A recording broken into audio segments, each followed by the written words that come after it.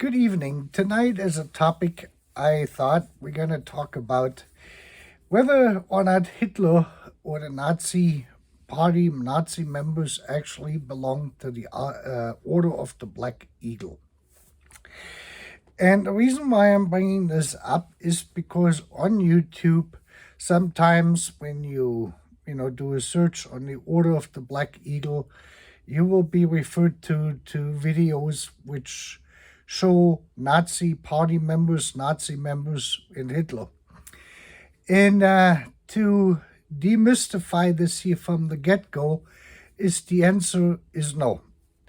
None of the Nazi members have ever been a member of the Order of the Black Eagle.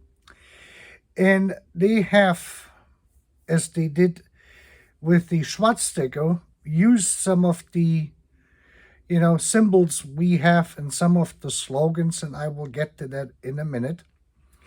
But to give you an idea, I think the greatest disservice the Nazis have done is with the symbol of the swastika.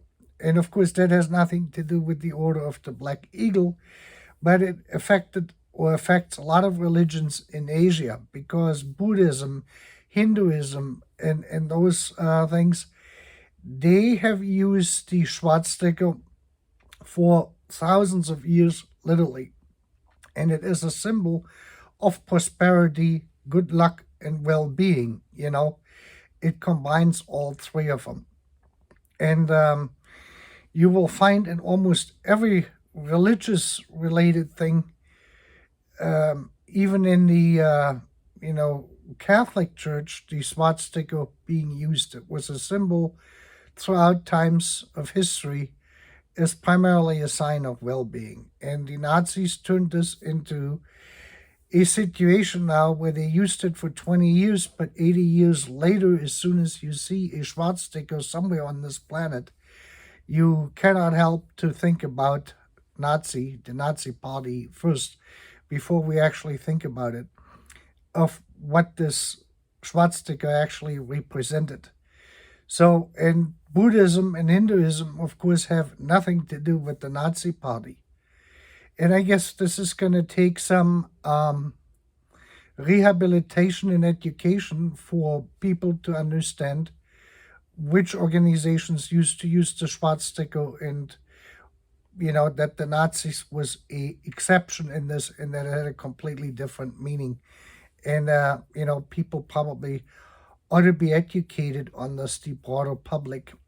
But that's not the topic of our video. But the same thing with Hitler or the Nazis did with the swastika.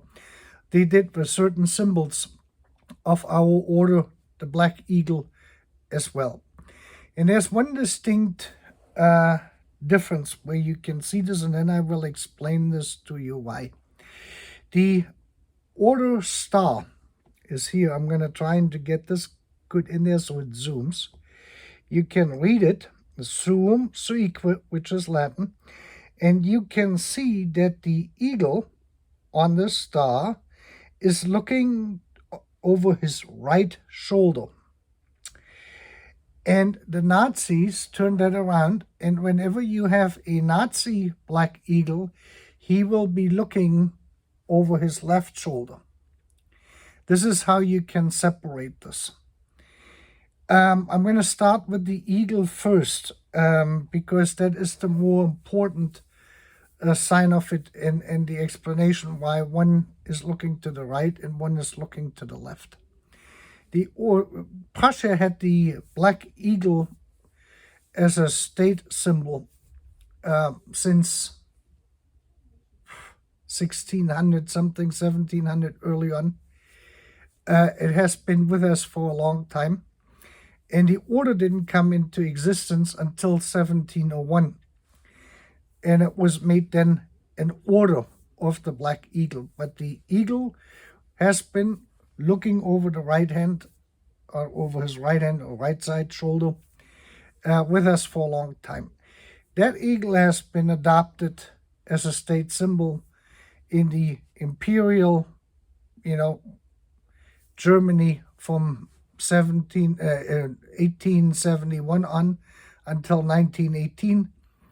And then it was adopted by the Weimar Republic. And then the Nazis also used the black eagle looking over the right as the state symbol for Germany. The Nazi symbol, again, when it was used internally as a Nazi symbol, then the eagle was looking over his left shoulder. And a lot of people don't notice. They get this mixed up. They see a black eagle within, some Nazi official, and they think this is the Order of the Black Eagle, which it is not.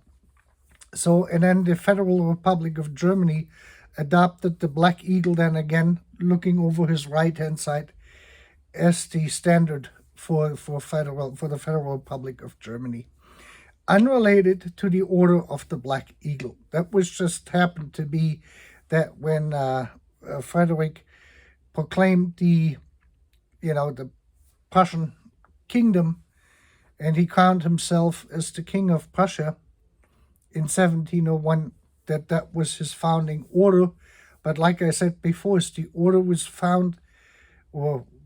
started the day before the actual ceremony took place of the crowning and the proclamation of Prussia becoming a kingdom. So whenever you see a star, no matter who wears it, if it is related to Germany or to Prussia, you have to always look if the eagle looks to the right or to the left. And it is always looked from behind. So when you're looking at it, it looks like the eagle is looking that way, but he's actually looking at his right shoulder. So when you're looking, which is this here, you're looking at it from me looking at it, but actually it's the eagle's right shoulder, which he's looking over. And that is sometimes a little bit tricky too, to catch this, in which direction this is actually going to go or is interpreted at. The left shoulder is this here. So you're looking over your left shoulder, you're looking over your right shoulder. That is basically always from your viewpoint. So the eagle is looking over his shoulder, not the way another person who is sitting from the front is going to see this. The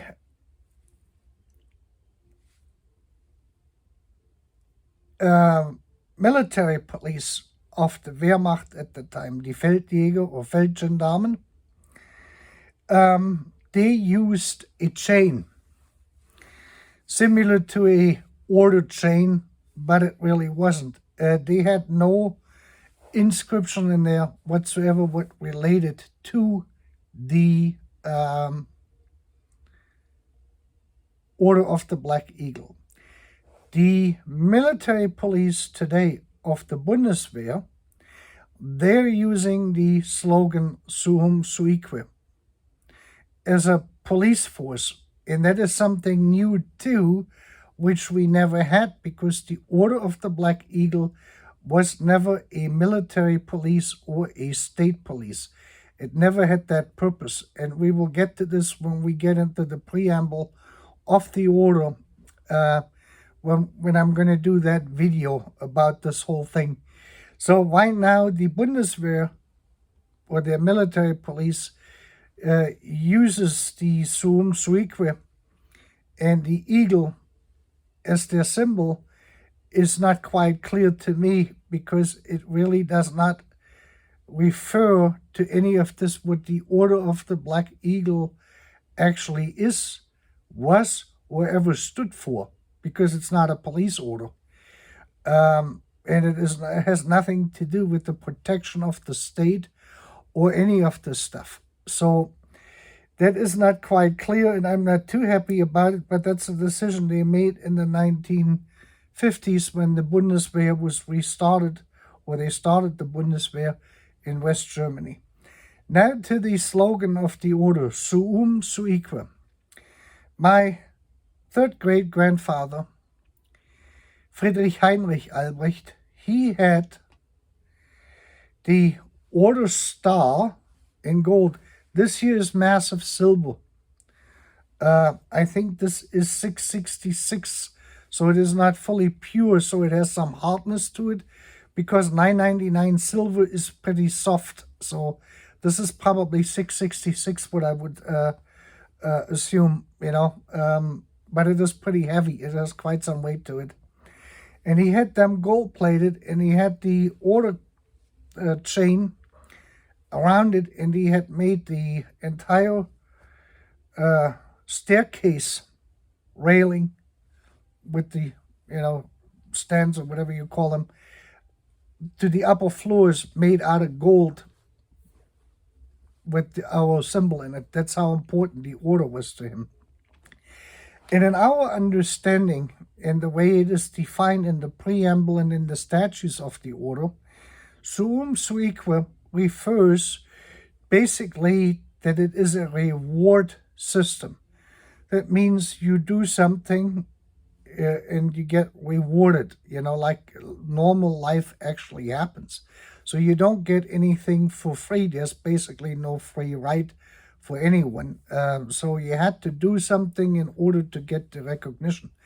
Even the United States has something like this, where you get a Medal of Honor or Medal of Congress or, Purple Heart and all of these kind of acknowledgments. And that was similar here. And this is what suum suique expresses.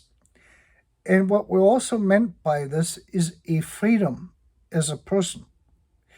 Prussia did not have slavery. We did not tolerate slavery, and slavery was outlawed. We were one of the very few states or kingdoms which did not allow peasantry or slavery to be tolerated at all, period. So that meant every person was basically paid for whatever they did. There was no minimum wage, but this was a very religious thing. And the Bible tells us in the New Testament is the laborer is worth his hire. In those things. So these were very religious people. So they were motivated by that. So as more effort someone put into this, as more,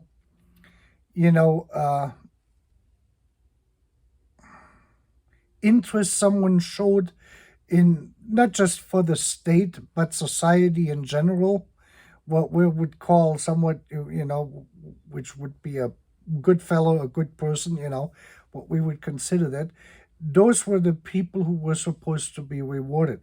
And that's what suum suique meant. And that meant also that we were free people. There was no form of slavery, no peasantry, none of the stuff. So even someone who worked on a farm could go to a different farmer or eventually acquire land and to do their own thing if they wanted to. And if they had the know-how or the cleverness, so to speak, to move forward. You were pretty much left to your own devices there. It is a very libertarian type society. Prussia also did not have a navy until almost the late 19th century when this whole navy business started, because the British started to, have a navy. We had like a total in 1701 when this started. They had a few rowing boats because they had some rivers there. And I think they had one or two ships at the very, very most, and they weren't big. And they had only a couple cannons on them because they never went out to sea to start any explorations. This was all done by the Portuguese, by the Spanish, and by the British. For the better part, a few French in between, but the great amount of all of the stuff was conducted by Britain and by Spain and by Portugal. And those were the three predominant countries in the slave movement, in the slave trade, basically, what came with it. We had 2 or 3 colonies, maybe 4 colonies at the very most, and they didn't come to Germany until like 1850, 1870, somewhere in that range. Very late, that was not one of our things. The seafaring nations were the ones which were closer to the Atlantic. where Königsberg is Kaliningrad today. Königsberg is so secluded back there in the Baltic Sea. You have to get around Denmark, and then you have to go through the channel, and then you're out there. That takes quite a while to get there. So we were not a seafaring nation to begin with. So no navy there so to speak of, and that was not our thing. Our thing was regular infantry and cavalry war, that kind of stuff. That's what we did. Army. We are army people. That was primarily it. Now, what they did was suum suique. That also means to thy own be true, or to each his own. It also means in a libertarian sense, which is implied here, that you live and let live, basically.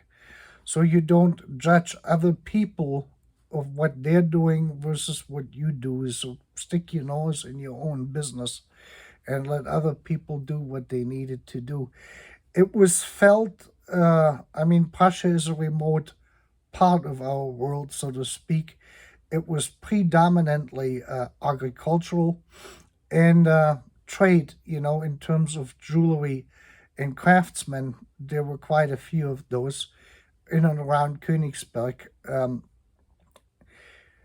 Those were the things, and they did their thing, and everyone was happy, and they engaged in fairly limited trade during these first 150 years, I would say 170 years, until the proclamation of the empire. That was sort of the undoing at the same time, because Prussia as a kingdom really hadn't gotten engaged in a lot of larger wars. They were engaged in many different battles with Poland and Austria, Austrian-Hungarian Empire, about different territories right in that direct proximity around Prussia. And that went a little bit forwards and backwards, and then the unification wars in Germany to bring this all into one thing. So for us, suum suique has a broader meaning, and it is in a libertarian sense to enable free trade and have interactions with people and conduct business that the money starts rolling in. That was basically it. And what the Nazis did is they used suum suique, and they translated it in German, and they used the German translation of it on the concentration camps' main gates. So here the Latin phrase had been then basically abused and altered by the Nazis against the Jewish people. So now the Jewish people, all of the Jewish people I know, and we have Jewish members today in our order, which I'm very happy about. We have Catholics. We have virtually every religious background represented in our order today. So this is just a Protestant order. The idea was to integrate and to allow people, because business works on integration, not on separation. And that is something which was clearly understood. And as more integrated a society is, as better the business is going to be. And as better the business is, as better the people are doing. And this goes then all across. And when you have this under a Christian ideology, then you share more, and everyone will prosper together. This has nothing to do with the redistribution of wealth, because again, it is based on the idea that each one has to do something, and as more as you do, as better you do something, as bigger the reward is going to be. It's basically capitalism, what I'm describing here, if you haven't realized it. So, but you can't really say we are capitalist order, because that is not really what the statutes call for, but that is in essence what you have. And so here we have now the use of suum suique by the Nazis in a very sad way, in a very tragic way, with the associated with the concentration camps, and the Jewish members we have today, they of course understand that is all separated, that we as the order or as the Prussians had nothing really to do whatsoever with the Holocaust and all of this stuff. But this is something you look at and you see, why did the Nazis do that? Is the Nazi movement with Hitler and the other people who came then later, like Goering and these people, they were anti-monarchist. The Nazi movement in the beginning was based as a labor movement. So it is very much oriented and located in the left wing of the political spectrum. The right-wing part came with the nationalism in this whole thing. But primarily, it's a socialist party. It's a left-wing party, a workers' party. And the name, as I said in the other video, implied this.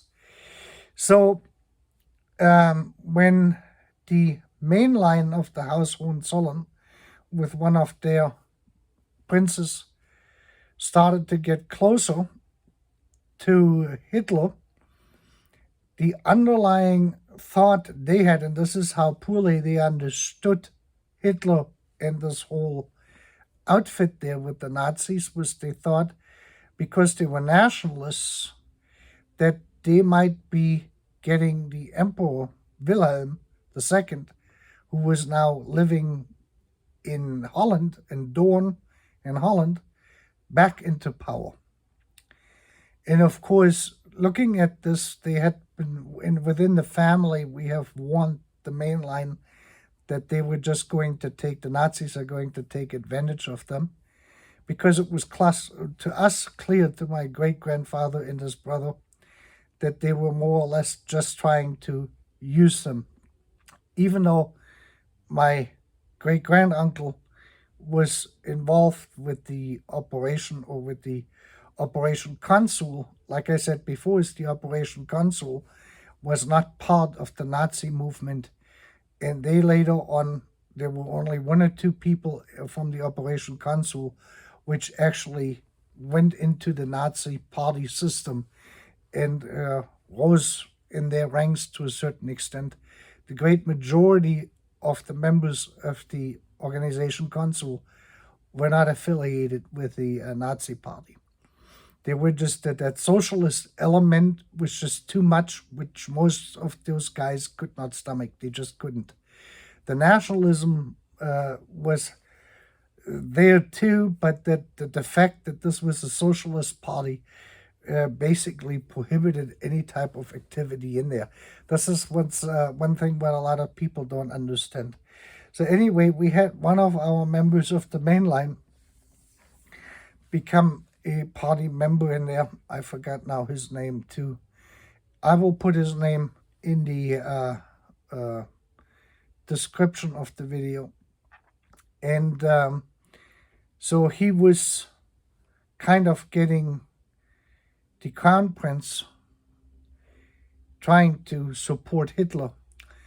And Hitler liked this idea because the centrist party voters, the centrist party was primarily the more conservative bloc of the Catholic community in Germany at that time, voted for this and voted for the monarchy. They were monarchists, basically. And there were another couple smaller parties who also attracted the monarchist movements or the monarchist loyalists as voters. And Hitler was interested in getting those people their vote. So with one of the Hohenzollern princes being a SA member, basically, that kind of got some of these votes over to Adolf Hitler. And once he was done, he basically disposed of them, and they didn't need it. And once he got elected, he didn't need it in anyone. We on our side knew this, and my great-granduncle had to deal then, like I stated before, with the tax collectors, with Adolf Hitler's tax collectors, after 1934, or around, right at the end of 33, early 34, where they made then the deal with the SS to have Heinrich take over the Prince Albrecht Palais in Berlin in lieu of further prosecution of the tax debt. And then how that whole story unfolded. So you can see on how this is all interrelated. The moralists today, interestingly enough, from the left wing, more so than anyone else, they always point the finger at this and they say, well, you had that guy in there and you supported Hitler. The issue was that the mainline did not understand that the Nazis were using them. Are they that far out of touch? At that point they were, yes, because they were so delusioned from the revolution from 1918, and they could not believe that their power was over for good. And they thought that Hitler was the man who could get them back to power. That was the belief system. And that did not play out. We all know this on how the history went. The Order of the Black Eagle itself has never been involved in any of this stuff, because the order was a separate entity, and we have maintained it that way. Like I said, it was not a government type, order where you have only military people who can get that, become a member of the order or be invested, or people who work for the government. We had other orders for that, but not the Order of the Black Eagle. The Black Eagle was open to everyone who lived in Prussia at that time. And you didn't even have to be a citizen in order to become a member in this order. The only thing what mattered was what was your contribution to the overall cause to better and empower the country to create prosperity for everyone. That was the idea behind the order, and it is still today. So you could say we are almost a commercial type, trade association, lobbying group. Probably not as much today as it was then, but it was more like it were people who had an interest that the country was doing good, that there was no war or as little war as possible, because war always derails business, and this is primarily what we have. One thing I wanted to mention about our star is the original star was an embroidered piece. Very intricate thing. The old Prussian women did that on their stitching thing there, and they made them really nice with the eagle. They're very difficult to find today if they have survived. The original order stars were embroidered, and they were sewn onto a cape. The knights had a black cape with a hat, and that star was put on there, sewn on there. And it wasn't until the 1900s, I think it was around, now I gotta think, 1830 or something like this, that we went to the massive silver star. And we have had that since. That's pretty much it. And these things are loners. So they go back to the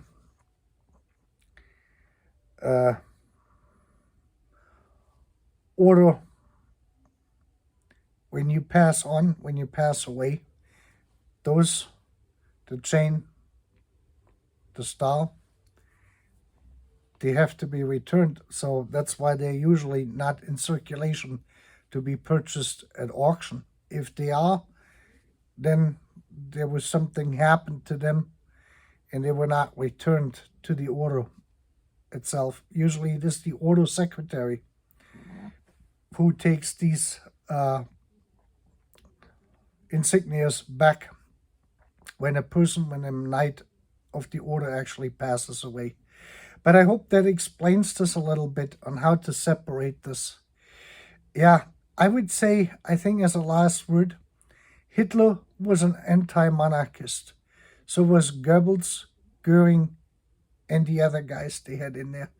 the hardcore Nazi leadership. These were people who were only interested that they became the ultimate power. They were not interested in anything else.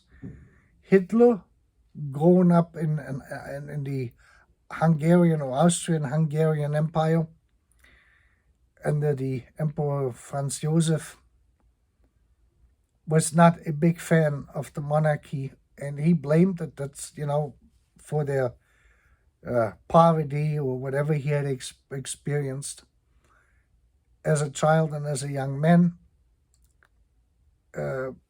Basically blamed them for that. And it was part of him joining that labor movement before it turned into the NSDAP, the Socialist, the Nazi Party, because it had a different name before. For a little while, it was founded by someone else, but Hitler came into this, and this was the reason why, is because it was a labor movement. It was a nationalist labor movement, and people with his background and his abilities and his paychecks he had gotten, they were attracted to that, plus the service during World War II. So, with that being said, as Hitler became very wealthy, the royalties on his books and other contributions he got, he wasn't shy of taking money out of the donations for the party. And he became basically a multi-millionaire right around in the late 1920s. His poverty was basically over with this. And by 1933, he was, of course, fully established financially, and especially with the book deal with Mein Kampf that generated a lot of money, because people kind of talked into buying it. So you had to buy it so that people knew that you sort of were with this whole thing, whether or not you were with it or not, you bought it probably. And that book was not cheap, so he got a lot of money out of it. But I hope this answers the question. Is no, Hitler was not part of the Order of the Black Eagle, neither was any of the Nazi parties, members, or Nazi party itself. That was separate. If you see any videos, look at the eagle, whether left shoulder Nazis, right shoulder Prussia or Germany. That's how you know the difference. You will not see, if you see a Nazi member portraying a eagle facing to the right, then that picture has been photoshopped, basically. Because they had only, when you look through the insignias of the Nazi party, wherever they had an eagle, it was facing to the left. The Reichsadler for the country was facing to the right. So you may see Hitler in front of the Reichschancellery with the big eagle looking over his right shoulder. And the reason why that is because that was the symbol for Germany. That was not the Nazi symbol which they used. That is something I just wanted to clarify. And with that, you have a great evening.